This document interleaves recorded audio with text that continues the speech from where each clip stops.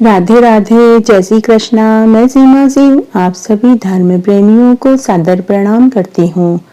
आज मैं आपको माता सती की एक कहानी सुनाने जा रही हूँ। अगर आपने पूरे कार्तिक मास में व्रत किए हैं तो आपको यह व्रत भी जरूर करना चाहिए। इस व्रत को करने से मान सम्मान बढ़ता है, कभी भी सम्मान पर दाग नहीं लगता। दसों दिशाओं में यश, वैभव और समृद्धि बढ़ती है। आइए अब हम सती माता की यह कहानी सुनते हैं। एक गांव में एक जमींदार पति पत्नी थे। उनके 7 बेटा बहू व एको एक लाडली बेटी थी। बेटी अभी कुंवारी थी। जमींदार दंपति के खूब सारे पोते थे, लेकिन एक भी पोती नहीं थी। बेटी सिर्फ जमींदार को ही हुई थी। उनके 7 पीढ़ियों में किसी के भी बेटी नहीं हुई। जमींदार व उसके बेटे बहू अपनी लाडली बेटी को बड़े प्यार से रखते थे। एक बार की बात है, साहूकार दंपति बीमार पड़ गए। उम्र का तकाजा था। तब उन्होंने अपने बेटा बहू से अपने पास बुलाया और कहा कि अगर हमें कुछ हो जाए तो तुम सब मिलकर अपनी बहन सती का खूब अच्छे से ख्याल रखना,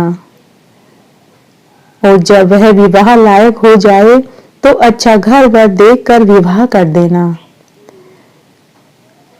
7 भाइयों की बहन का नाम सती था। बेटा बहू ने अपने माता पिता को वचन दिया कि जैसा आप कहेंगे वैसा ही होगा।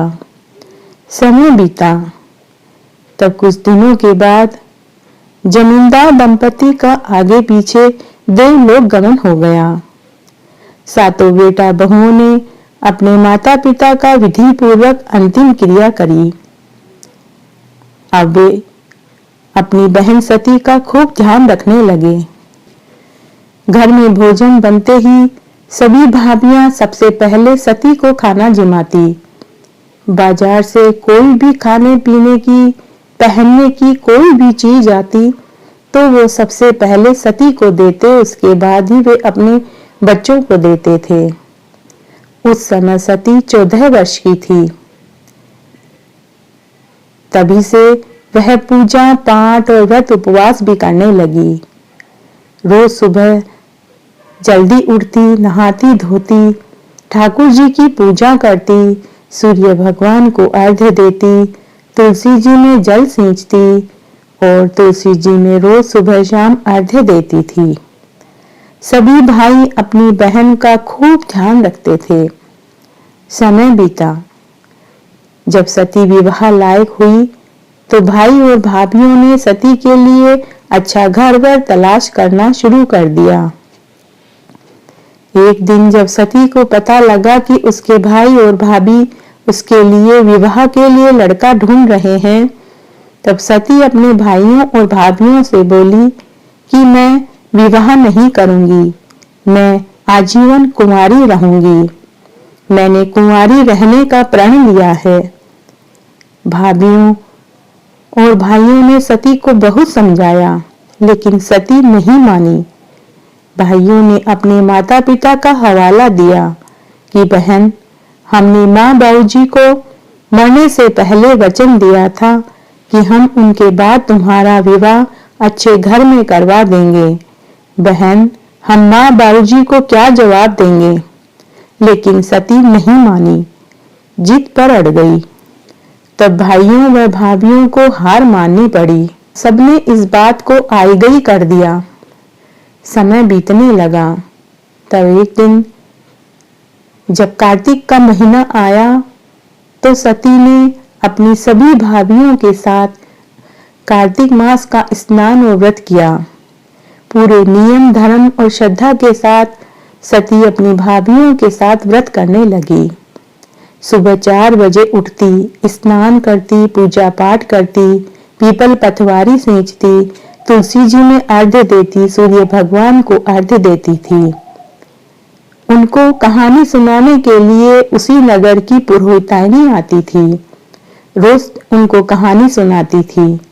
कहानी सुनने के बाद सती की भाभियां पुरोहितानी के पांव छूती और उन्हें दक्षिणा में रुपए देती।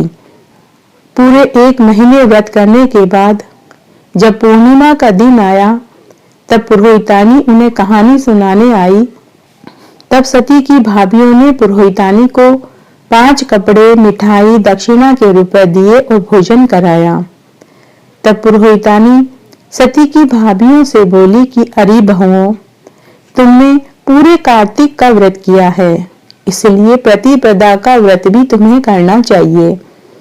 तब सती की भाभियां पुरोहितानी से बोली कि पुरोहितानी जी, यह व्रत किस देवता का होता है? तब पुरोहितानी बोली कि यह व्रत सती के नाम का होता है। जो कार्तिक मास के पूरे महीने व्रत करते हैं तो उन्हें कार्तिक पूर्णिमा के अगले दिन प्रतिपदा को सती माता के नाम का व्रत जरूर करना चाहिए। इससे सती माता का आशीर्वाद मिलता है। तब सती की भाभियां पुरोहितानी जी से बोली कि पुरोहितानी जी, जैसा आप कहें हम वैसा ही करेंगे। आप कल भी कहानी सुनाने के लिए आ जाना। तब सती बोली कि मैं यह कहानी नहीं सुनूंगी और ना ही व्रत करूंगी। सबने बहुत समझाया पर सती नहीं मानी। उसकी बात से माता सती रुष्ट हो गई। माता सती ने सोचा कि आज इस जमींदार की बेटी ने मेरा अपमान किया है, कल और कोई करेगा, इसको तो चटका दिखाना ही चाहिए। तब उसी रात्रि को माता सती 7 भाइयों के बहन के कमरे में गई और वहां इत्र की शीशी उड़ेल दी, फूल माला बखेर दिए, पान, शराब की खाली बोतल, सिगरेट और माचिस रखकर अंतर्ध्यान हो गई। दूसरे दिन हमेशा की तरह जब बड़ी भाभी सती को जगाने आई तो उसने कमरे की हालत देखी तो वह चकित रह गई। वह उसी समय दूसरी बहुओं को और अपने पति व देवरों को बुलाने के लिए चली गई। सबको बुलाकर लाई और सती के कमरे की हालत दिखाते हुए बोली कि देखो ये कैसी हालत हो रही है। भाभियां कानाफूसी करने लगी कि दिन में तो ब्रह्मचारी बनी फिरती है और रात को गंदे काम करती है। भाइयों ने अपनी बहन से इन सब चीजों के विषय में पूछा तो बहन ने साफ इनकार कर दिया कि भाई ये सब चीजें कहां से आई, मुझे कुछ नहीं मालूम। बहन ने कहा कि भाई मैं माँ बाबूजी की सौगंध खाकर कहती हूँ कि मैं कल भी पवित्र थी और आज भी पवित्र हूँ। आप चाहें तो मेरी अग्नि परीक्षा ले सकते हैं। सभी भाइयों को अपनी बहन की बात पर पूरा विश्वास हो गया। तब सभी भाई और भाभियों ने एक योजना बनाई कि आज रात्रि को सब बारी बारी से सती के कमरे की निगरानी करेंगे और देखेंगे कि यह किसने किया और क्यों किया। पूरा दिन किसी तरह उन्होंने बिता दिया। रात्रि हुई। हमेशा की तरह सती अपना कमरा अंदर से बंद करके सो गई। भाइयों और भाभियों ने सती के कमरे की बाहर से पहरेदारी करने लगी। अर्धरात्रि को माता सती जमींदार की बेटी के कमरे में गई, इत्र की शीशी उड़ेली, शराब की बोतल, सिगरेट, माचिस रखी, फूल माला के फूल बखेरे। तभी इत्र की खुशबू चारों तरफ फैल गई। सती के कमरे के बाहर पहरा दे रहे सती के भाइयों और भाभियों ने इत्र की खुशबू सूंघी तो उन्होंने सती के कमरे की खिड़की में से झांक कर देखा तो उन्हें एक स्त्री की आकृति दिखाई दी। तब एक भाभी सती के कमरे की खिड़की में से अंदर गई और उस स्त्री को लेकर बाहर आई। सबने उस स्त्री से पूछा कि आप कौन हैं और हमारी बहन के साथ आप ऐसा क्यों कर रही हैं। जमींदार की बेटी सती इन सब बातों से अनजान, वो तो गहरी नींद में सो रही थी। तब वह स्त्री बोली कि मैं माता सती हूँ, तुम्हारी बहन ने मेरा निरादर किया है। इसने मेरे नाम का न तो व्रत किया और न ही कहानी सुनी, इसलिए मैंने इसके चरित्र पर दाग लगाया है। तब सभी भाइयों और भाभियों ने माता सती के चरण पकड़ लिए और माफी मांगने लगे कि हे माता सती, हमारी बहन को माफ कर दीजिए, वह ना समझ है। हे माता, हमारी बहन के चरित्र पर जो दाग लग गया है अब वह कैसे धुलेगा। हमारी बहन ने तो आजीवन कुंवारी रहने का संकल्प लिया है, उस बेचारी का यह प्रण टूट जाएगा। अब आप ही कोई उपाय बताइए। तब माता सती ने कहा कि हे वत्स, तुम्हारे नगर में राजा तालाब खुदवा रहा है और गंगा मैया का एक विशाल मंदिर बनवा रहा है। उस तालाब में पानी तभी आएगा जब सती कुएं से पानी भर कर उस तालाब में डालेगी और गंगा मैया के मंदिर में ध्वजा और सोने का कलश भी एक सती के हाथों ही लगेगा, अन्य कोई यह पवित्र कार्य कर ही नहीं सकता। और साथ ही तुम अपनी बहन से कहना कि वह मेरे नाम का व्रत करे, कहानी सुने, चिड़ी कबूतरों को दाना पानी डाले, चींटियों को आटा खिलावे, गाय को चारा डाले और गुड़ खिलाए, तो उसका सारा दाग धुल जाएगा। और माता सती ने उन्हें साक्षात दर्शन दिए, आशीर्वाद दिए और अंतर्ध्यान हो गई। सुबह जब 7 भाइयों की बहन सती सोकर उठी तो भाइयों और भाभियों ने अपनी बहन को पूरी बात बताई। समय बीतने लगा। तब एक दिन उनके नगर के राजा के द्वारा जो तालाब खुदवाया था वह उसका निर्माण पूरा हो गया, लेकिन उसमें जल की एक भी बूंद नहीं आई। राजा और ज्योतिषियों और पंडितों को बड़ा आश्चर्य हुआ। राजा ने बड़े बड़े ज्योतिषियों को बुलवाकर पूछा कि तालाब में पानी क्यों नहीं आया। तब एक महान ज्योतिषी ने राजा से कहा कि हे राजन, इस तालाब में जल तभी आएगा जब कोई सती इसमें कुएं से जल भर कर लाकर डाले। राजा ने कहा कि हे ऋषि मुनियों, मैंने गंगा मैया का मंदिर बनवाया है, वह तैयार हो गया है। आप उस मंदिर में ध्वजा चढ़ाने और सोने का कलश स्थापित करने का मुहूर्त भी निकलवा दीजिए। फिर वापस ज्योतिषियों ने कहा कि हे राजन, गंगा मैया के मंदिर की ध्वजा चढ़ाने और सोने का कलश स्थापित करने का काम भी एक सती ही कर सकती है और कोई नहीं कर सकता। तब राजा ने पूरी नगरी में यह ढिंडोरा पिटवा दिया कि जो भी सती हो, ब्रह्मचार्य से रहती हो, पवित्र हो, वह आगे आए और गंगा मैया के मंदिर में ध्वजा चढ़ाए, सोने का कलश स्थापित करे और साथ ही कुएं से जल लाकर तालाब में डाले।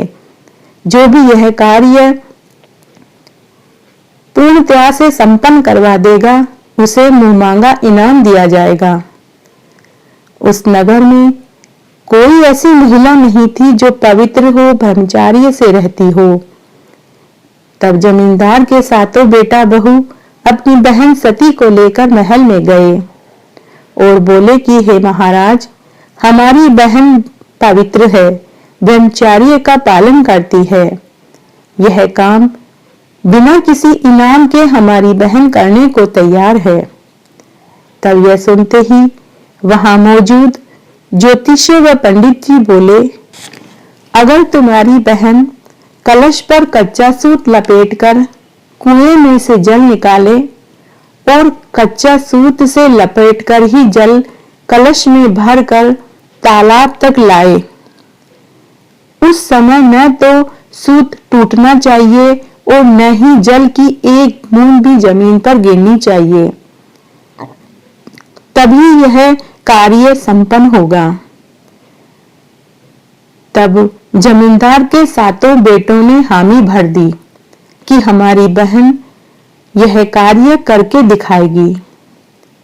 जब नगर के लोगों को पता चला कि जमींदार की बेटी कलश पर कच्चे सूत को लपेटकर कुएं में से जल निकालेगी और कच्चे सूत से पकड़कर कलश में जल भरकर तालाब तक लेकर जाएगी, तो उन सबको महान आश्चर्य हो रहा था।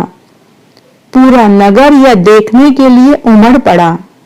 तब गाजे बाजों और मंगल गीतों के साथ जमींदार के सातों बेटा बहू अपनी बहन सती को लेकर कुएं तक पहुंचे पीछे पीछे पूरे नगर के स्त्री पुरुष बूढ़े बच्चे चल रहे थे।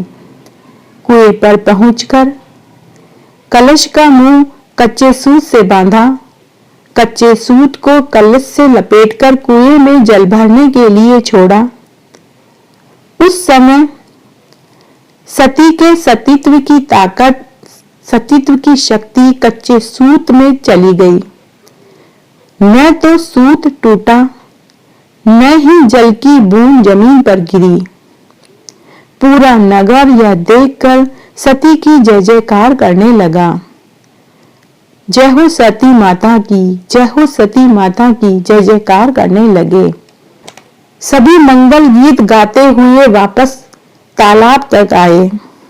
सती ने जैसे ही कलश का पानी तालाब में डाला, तालाब जल से लबालब भर गया।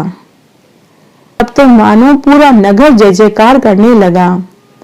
उस समय सती के भाई भाभी को आश्चर्य का ठिकाना न रहा।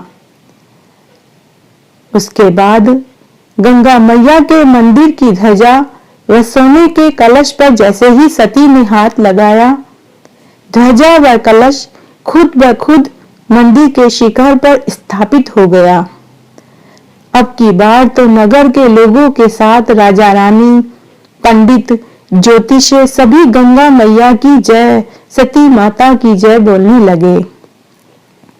एक सती की ताकत का अंदाजा उस नगर के लोगों को ही नहीं, स्वर्ग में बैठे देवी देवताओं को भी हो गया।